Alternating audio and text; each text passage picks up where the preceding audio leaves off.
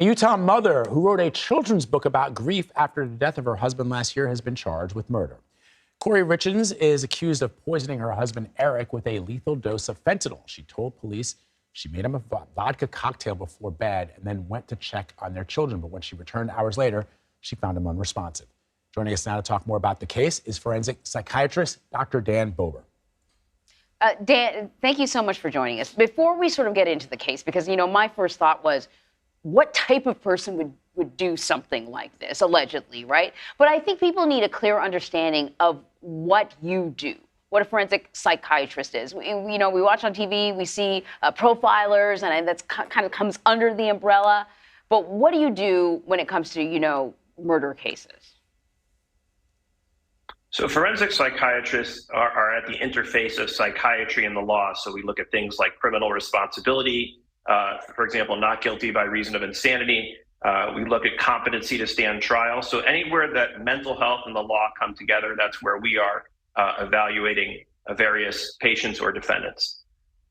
Okay, so when we look at this case, I think, part of the reason that obviously it's gotten a lot of attention is because we look at a mother who seems to be a devoted mother, wrote this very compelling children's book trying to help the mental health of her children after losing the father.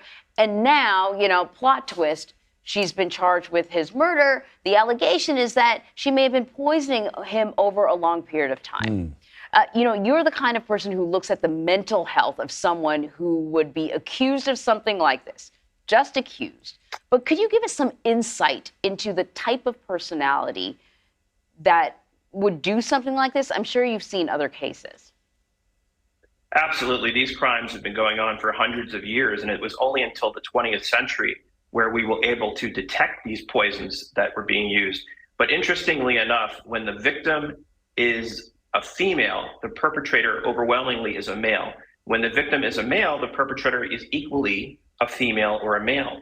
We also know that the people that poison these victims tend to usually work in the medical field, either doctors, lawyers, laboratory technologists, and that the perpetrators usually tend to be 5 to 10 years younger than their victims. And a full 20% of these crimes go completely unsolved. So we do have somewhat of a psychological profile. But remember, we're only looking at the people who actually got caught, so it's a very small sample size. And is there a psychological profile associated with someone who chooses poison?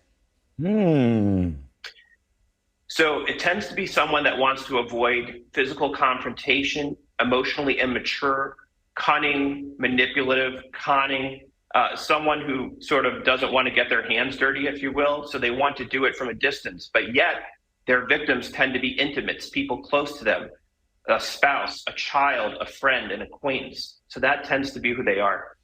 So let's talk about the children. I mean, what kind of impact would something like this have on them? I mean, it is unimaginable. I cannot imagine what a child will, we often talk about where people end up in life. And oftentimes it's so interesting. We have these discussions about what to feed children when they're newborn, what to read to them, how to get them to talk, how to get them to develop their personality and their brains, and yet their self-esteem and all that. All those things, right? That we spend so much time, millions and billions of dollars of books are written about this stuff, and yet one thing like this can have such a profound impact on a child's life.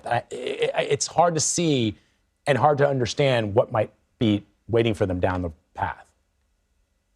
And when you think about it, they've lost their father, and now they find out that their mother was the one that took their father from Allegedly. them. They've lost, allegedly, they've lost their sense of safety, security, and trust. Their whole world has been shattered, and in some ways, they feel like orphans if it turns out that their mother is guilty of this.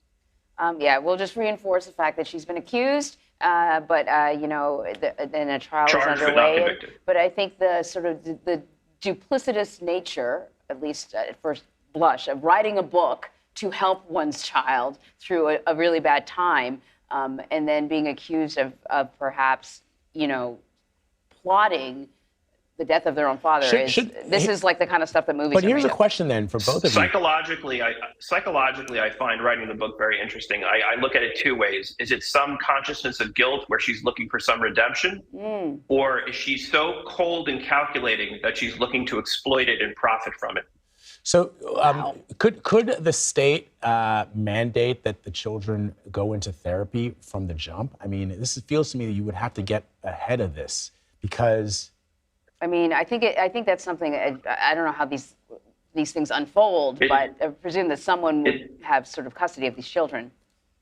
Yeah, very often the court system will step in, and whatever in the best interest of the child will happen. Perhaps they will be taken in by other family members or other trusted adults. That's usually what happens in these types of situations. Dan Bober, really interesting talking to you. This is such a fascinating case. Thanks for spending some time with us. Thanks, Vlad. Thanks, Anne-Marie. My pleasure.